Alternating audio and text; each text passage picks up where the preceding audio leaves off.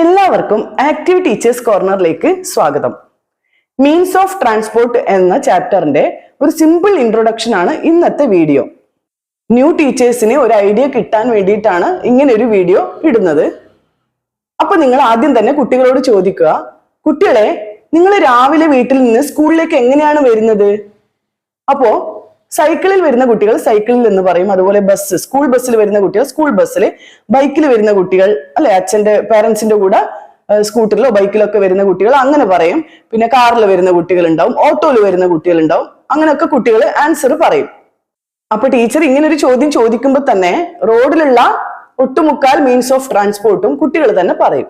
അതിനുശേഷം നിങ്ങൾ കുട്ടികളോട് ചോദിക്കുക, കുട്ടികളെ നിങ്ങളിപ്പോ തിരുവനന്തപുരത്ത് നിന്ന് കാസർഗോഡേക്ക് അല്ലെങ്കിൽ കാസർഗോഡ് നിന്ന് തിരുവനന്തപുരത്തേക്ക് എങ്ങനെയാ യാത്ര ചെയ്യുക? എങ്ങനെ അവിടേക്ക് എത്തിച്ചേരുക?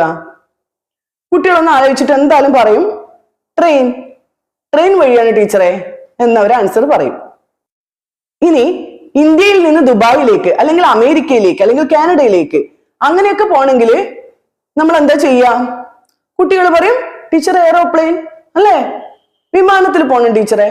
അങ്ങനെ കുട്ടികൾ ആൻസർ പറയും. മാത്രമല്ല ഈ ക്വസ്റ്റ്യൻ കേട്ട ഉടനെ തന്നെ ചില കുട്ടികളൊക്കെ പറയാൻ തുടങ്ങും, ടീച്ചറെ ഞാൻ വിമാനത്തിൽ പോയിട്ടുണ്ട് ടീച്ചറെ, അങ്ങനെ പോയിട്ടുണ്ട് ടീച്ചറെ, ഇങ്ങനെ പോയിട്ടുണ്ട് ടീച്ചറെ എന്നൊക്കെ കുട്ടികള് ഓരോരുത്തരായിട്ട് വിളിച്ചു പറയാൻ വേണ്ടി തുടങ്ങും. അപ്പൊ ഒന്ന് രണ്ട് കുട്ടികളെ വിളിച്ചിട്ട് നിങ്ങൾ അവരോട് അവരുടെ എയറോപ്ലെയിൻ അതായത് വിമാനത്തിലെ യാത്രാ അനുഭവങ്ങൾ ഒന്ന് പറയാൻ വേണ്ടി പറയുക. ഇവിടെ നമ്മൾ ടീച്ചർമാര് കുട്ടികളൊന്നും ബൈഹാർട്ട് പഠിപ്പിക്കുന്നില്ല, അവർക്ക് തന്നെ അറിയാവുന്ന കാര്യങ്ങൾ അവരിൽ നിന്ന് തന്നെ പുറത്തേക്ക് കൊണ്ടുവരികയാണ് ചെയ്യുന്നത്. അപ്പൊ നമ്മുടെ ഫസ്റ്റ് സ്റ്റെപ്പ് ഓക്കെ ആയി.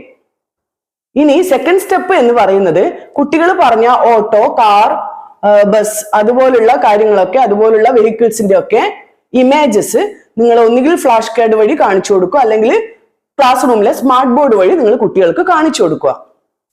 ഇനി മൂന്നാമത്തെ സ്റ്റെപ്പ് എന്ന് പറയുന്നത് വാട്ടർ ട്രാൻസ്പോർട്ട് വേറെയാണ്, അതുപോലെ റോഡ് ട്രാൻസ്പോർട്ട് വേറെയാണ്, എയർ ട്രാൻസ്പോർട്ട് വേറെയാണ്, പിന്നെ റെയിൽവേ, ഇതൊക്കെ വെവ്വേറെയാണ് എന്ന കാര്യം നിങ്ങൾ കുട്ടികൾക്ക് മനസ്സിലാക്കി കൊടുക്കുക.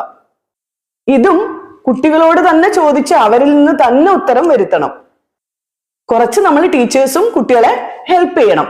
അപ്പൊ നമുക്ക് ഈ ചാപ്റ്റർ ഈ ഒരു രീതിയിൽ വളരെ പെട്ടെന്ന് തന്നെ കംപ്ലീറ്റ് ചെയ്യാൻ വേണ്ടി കഴിയും. കാരണം ഒട്ടുമിക്ക കാര്യങ്ങളും കുട്ടികൾക്ക് അറിയാവുന്നത് തന്നെയാണ് ഈ ചാപ്റ്ററിൽ ഉള്ളത്. അപ്പൊ ഇന്നത്തെ വീഡിയോ ഇത്രയേ ഉള്ളൂ.